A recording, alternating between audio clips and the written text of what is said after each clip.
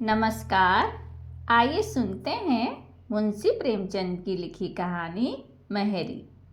भगवान भला करे लल्लू जी की माँ का, जिनके बल पर हर प्रकार का आराम है। अन्यथा डाक खाने की नौकरी, जहाँ 7-8 घंटे की हाजिरी और कभी दफ्तर को देर न हो, यह चमत्कार नहीं तो और क्या है। घर बार का सारा काम सदा स्वयं ही समय पर हो जाता। हमारी गाड़ी कभी लेट होती ही नहीं।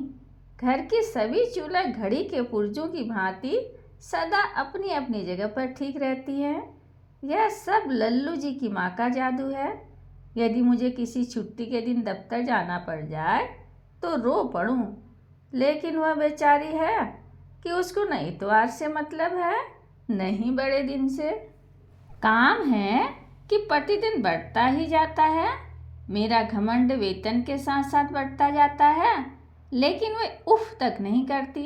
घर में प्रभु की कृपा से 4 बच्चे हैं।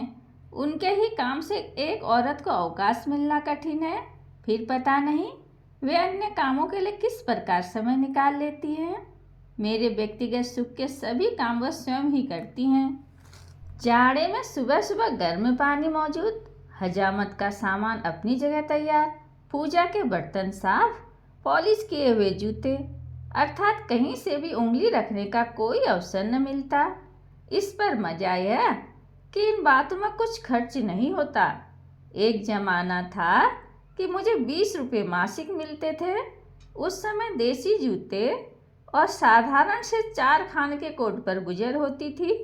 अब परमात्मा की कृपा से 100 रुपये मासिक मिलते हैं, तो पॉलिस्टर जूता और रेशमी कोट से कम नहीं चाहिए। वे बेचारी हैं कि जिस प्रकार पहले रहती थी उसी प्रकार आज भी गुजर करती हैं। केवल दूसरे साल एक गहना और कार्तिक के दिन त्रिवेणी स्नान, बस इसी में प्रसन्न हैं। इधर हम लोग हैं कि प्रत्येक वर्ष वेतन वृद्धि होती है, लेकिन धन्यवाद के स्थान पर सदा उलाहना उपालंब ही मुंह पर रहता है। और हर समय पोस्टल एसोसिएशन की पुकार कि वार्षिक वेतन वृद्धि में बढ़ोतरी और दफ्तर के कार्य का समय कम रखा जाए, और कोई भी अधिकारी आंख उठाकर न देख सके। मैं जो दाल चावल खाता हूँ वही वे भी खाती हैं। ईश्वर की देन है कि उन्हें संतोष रहता है और मुझे असंतोष और अधीरता। मैं पूरे का पूरा वेतन लल्लू जी की माँ के हाथ में ही दे देता हूँ, और मुझे वह सुख सुविधा मिलती है जो 300 रुपये के अफसर को भी नसीब न हो। अतिथि भी प्रसन्न रहते हैं और सभी संबंधी भी संतुष्ट हैं। सच पूछिए तो जितना काम वे करती हैं वह 100 रुपये से अधिक का होता है। साहब लोग अपने बच्चों के लिए 15-20 रुपये मासिक पर आया रखते हैं, लेकिन उनको वह आराम और प्यार नसीब नहीं होता जो मेरे बच्चों को है। यदि मैं एक बावर्ची रखूं तो कम से कम 10 रुपये मासिक, और भोजन देने पर भी इतना अच्छा खाना नहीं बना सकता। इस पर मजा यह है कि सदा खर्चे में किफ़ायत दृष्टि में रहती है। यदि मैं 15 रुपये मासिक पर अपने लिए एक बैरा रखूं तो भी वह इतनी देखभाल और रखरखाव नहीं कर सकेगा। फिर बच्चों के कपड़ों की सिलाई ही 10-15 रुपये मासिक की हो जाती है। झाड़ू बर्तन की नौकरानी ही 10-5 रुपये मासिक ले जाती। अर्थात चाहे जो हिसाब लगाइए, यदि मेरा लगभग समस्त वेतन भी नौकरों को भेंट कर दिया जाए तो भी इतना आराम नसीब नहीं होता जितना कि इस भगवान के रहने से उपलब्ध है। इसे अंग्रेजी शिक्षा का प्रभाव समझिए, या अखबार पढ़ने अथवा बड़े बड़े नेताओं के भाषणों का परिणाम। प्राय मेरे मन में आता है कि अपने जीवन साथी से इतनी मेहनत कराना भारी अत्याचार है, और वास्तव में एक औरत का इस सीमा तक काम करना अन्याय है। लेकिन वह बेचारी अपने मुंह से कुछ नहीं कहती। संभवतः उसके मन में कभी विचार ही नहीं आता है। मेरे मन में कभी कभी उफान सा उठता है कि एक मेहरी या नौकरानी रख दूं तो शायद उन्हें कुछ आराम मिले। वास्तव में बहुत स्वार्थीपन की बात है कि मैं तो बाबू बना हुआ हर प्रकार का आराम उठाऊं और घर की देवी नौकरानी की भांति दिन भर काम ही करती रहे। लेकिन जब कभी देवी जी से इसकी चर्चा होती है तो वे सदा हंसकर टाल देती हैं। क्यों बेकार में खर्चे बढ़ाओगे? मैं कुछ पढ़ी लिखी तो हूँ नहीं जो दिन भर पलंग पर लेटी रहूं या सुबह शाम पार्क की सैर पर जाऊं। जिस तरह काम चलता है चलने दो। यदि मैं दबाव देता हूँ तो वे कहने लगती हैं, मैं तो मना नहीं करती, मेहरी रख लो। मेरे समय से पहले तो सदा एक नौकरानी घर में रही। मुझे वही समय याद आता है। बुढ़िया नौली के बाद घर में कोई नौकरानी नहीं रही। भगवान भला करे, उसकी कमर झुक गई थी, लेकिन मरते दम तक अकेली ही सारा काम करती रही, सदा सेवा ही की। स्वयं कभी बीमार तक में भी कोई सेवा न ली। उस पर मजा यह है कि केवल 1 रुपया वेतन और खाने पर, और वह उम्र भर का वेतन भी मरने पर घर में ही छोड़ मरी। माँ से अधिक सेवा करने वाली, दुख दर्द बांटने वाली, अब ऐसे नौकर कहाँ मिलते हैं? क्या समय था! अत्यल्प वेतनों पर भी लोग प्रसन्न थे।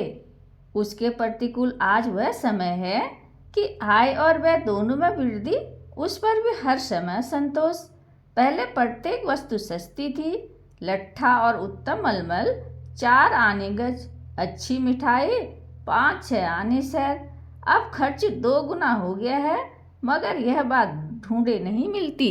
भगवान करे वह समय एक बार तो पुनः आ जाए, चाहे थोड़ी ही समय के लिए हो, लेकिन एक बार तो टके सेर भाजी और टके सेर खाजा बिक जाए। अब मैंने किसी आवश्यकता के कारण नहीं और न किसी के कहने पर, बल्कि अपनी इच्छा से, फैशन की दृष्टि से एक मेहरी रखने का संकल्प कर लिया। लेकिन यह संकल्प रास नहीं आया। हर बार नई मुसीबतों से 2-4 होना पड़ा और आराम तो एक और चिंता ही चिंता रही। प्रतिदिन बर्तन और कपड़ों का गुम होना आरंभ हुआ। खर्चे अत्यधिक बढ़ गए। यदि पहले 10-15 रुपये के घी में काम चल जाता था तो अब 25 का लगने लगा। नौकरानी है कि हर समय अपने पिछले स्वामी की बड़ाई का गीत गाती रहती है। वहाँ यह होता था, वहाँ वह होता था, इस प्रकार घी पर नालों में बहाया जाता था, दूध के बर्तन धुलते थे, यह मिलता था, वह मिलता था, अर्थात आराम कम और खर्च अधिक हो गया। हर समय की बकझक ऊपर से। पहली नौकरानी जो मिली उसकी अवस्था 20-22 वर्ष की रही होगी। आप उसे रूपसी नहीं कह सकते, लेकिन शिष्ट अवश्य थी और उसकी आंखों में एक प्रकार की चमक भी थी। यद्यपि कोई विशेष बात नहीं हुई, लेकिन देवी जी को शिकायत ही रही। वह कहती कि मैं सदा दफ्तर देर से जाता और शीघ्र लौट आता हूँ, लेकिन मैं पूरे समय तक दफ्तर में ही रहता। डाक खाने की नौकरी में देरी और जल्दी कैसी? दूसरी शिकायत यह हुई कि मैं जमुना, नौकरानी का नाम, की और बहुत देखता हूँ। हर समय उसी से बात करता रहता हूँ, लेकिन मुझे कोई असामान्य बात नहीं लगी।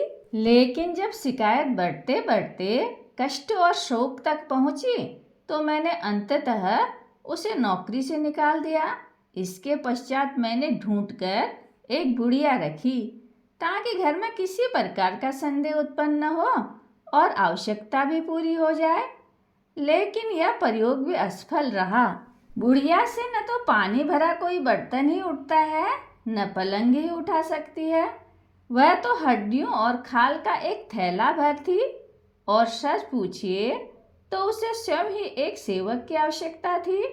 बहरहाल लल्लू जी की माँ को उससे कोई आराम नहीं मिला।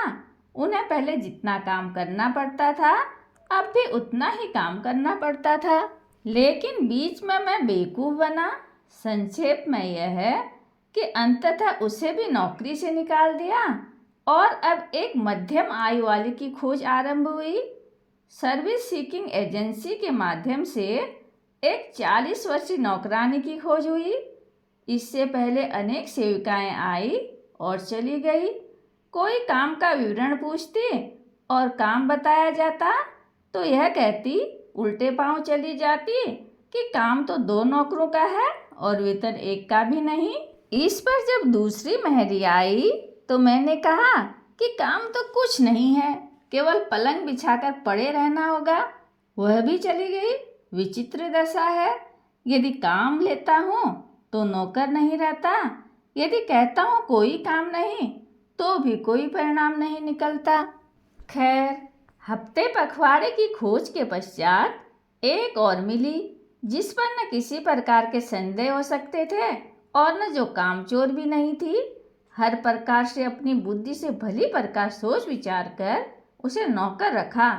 थोड़े समय में पता चला कि यह औरत जब चाहती अच्छा काम करती और जब न चाहती तो कुछ न करती। ऊपर से यह कि जब जी में आता धृष्टता का व्यवहार करती। एक दिन की घटना सुनिए। देवी जी ने थाली में मिट्टी और मिट्टी में पंजू का निशान देखा तो उससे पूछा, चंपा, यह थाली तो बहुत मैली है। चंपा बोली, ये तो साफ पंजे और उंगलियों के निशान हैं। मैं ही क्या, सभी देख सकते हैं, मगर ये मेरे नहीं हैं।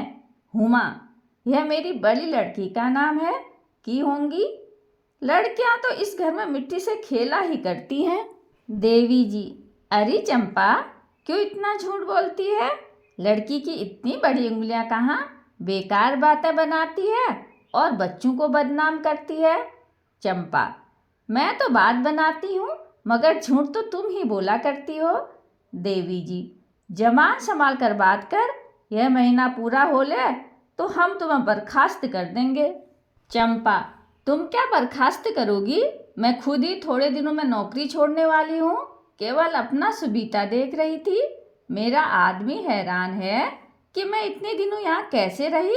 वे तो शुरू से इस घर के खिलाफ थे। यहाँ किसी नौकर का गुजारा हो ही नहीं सकता। सब चीज़ों पर ताले और मोहरें लगी हैं। सूखी तनख्वाह ही तनख्वाह है। यह बात तो साफ है कि यहाँ कभी कोई नौकर नहीं रहा है। जब मैं शाम को दफ्तर से आया तो मुझे यह बात पता चली। मैंने यह कहकर टाल दिया कि तुमको नौकर नहीं रखना है तो निकाल दो। जो मैंने लल्लू जी की माँ के साथ किया, उस अन्याय पर मुझे बाद में बहुत पश्चाताप हुआ। खैर, उस समय तो यह बात आई गई हो गई और मैंने चंपा को समझा दिया और फिर कुछ दिनों तक काम चलता रहा। एक दिन की बात सुनिए। देवी जी ने 10 बार चंपा चंपा पुकारा। वह नीचे ही थी लेकिन बोली नहीं। चंपा सुनती है लेकिन बोलती नहीं। तब देवी जी नीचे आई और उससे कहा, तुझे 50 आवाज़ें दी, तूने जवाब न दिया। चंपा, अरे बीबी, रहने दो, क्यों झूठ बोलती हो? तुमने 10 बार ही तो पुकारा और 50 बार कहती हो। तुमने ही तो कहा था कि महीना बंद हो जाए तो हम निकाल देंगे, और आज पहली तारीख है। अब मैं क्यों बोलूं? देवी जी गुस्से से आग होकर चली गई। चंपा उत्तर देने में बिजली। बेचारी पर्दे में रहने वाली देवी जी चुप होकर मेरे कारण गुस्सा पी जाती और मुझसे कुछ न कहती। मेरा कमरा भली प्रकार साफ न होता और यदि वे कुछ कहती तो वह कहती, कौन बड़ा साफ कमरा है। एक दिन चंपा ने चीनी मिट्टी के गुलदान तोड़ डाले। देवी जी ने पूछा तो कहा, लड़के ने तोड़े हैं। देवी जी, लड़के इनको कभी नहीं छूते। चंपा, तो साहब मैंने ही तोड़े। मुझे कब कहा था कि गुलदान न तोड़े? शीशे के बर्तनों को कहा था, सो आज तक एक भी नहीं टूटा है। जो काम करेगा उससे टूट फूट तो होगी ही। गुलदान पुराने तो थे। आपको नौकर नहीं रखना है, बेकार झूठे आरोप लगाती हैं। जब शाम को मैं पहुंचा तो कहा, हाँ सरकार, खता हो गई। साफ करने पर एक दूसरे पर गिर गए और टूट गए। मैं यथासंभव प्रसन्न रहने का प्रयत्न करता हूँ, क्या करूँ? दिन भर दफ्तर की हाय हाय, शाम से घर की परेशानियाँ। एक दिन मैंने कहा कि चंपा, मेरे जूते में एक कील निकल आई है, उसको किसी चीज़ से ठोक दे। वह चुप रही। शायद मन में यह सोचती रही होगी कि जिस समय नौकर रखा था उस समय यह नहीं कहा था कि यह काम भी उसी के जिम्मे होगा। शायद इसी विचार से उसने उसमें हाथ तक नहीं लगाया। मुझे सुबह को कील वैसी ही मिली तो मैंने उससे पूछा कि तूने कल शाम को जो कील दबाई थी वह रात में फिर निकल आई। तो वह उत्तर देती है, बाबू जूते पुराने हैं, कहाँ तक चलें? इनको बदल डालो और अच्छे दाम के जूते ले लो कि कुछ चलें। इस भांति जब मेरा नाक में दम आ गया तो मैंने उसे निकाल दिया और फिर कोई मेहरी न रखी। इस प्रकार खोया हुआ चैन आप ही आप मिल गया। सच है, अब नौकरों का समय नहीं रहा, प्रत्येक व्यक्ति अपना सर्वश्रेष्ठ नौकर है। कहानी सुनने के लिए धन्यवाद।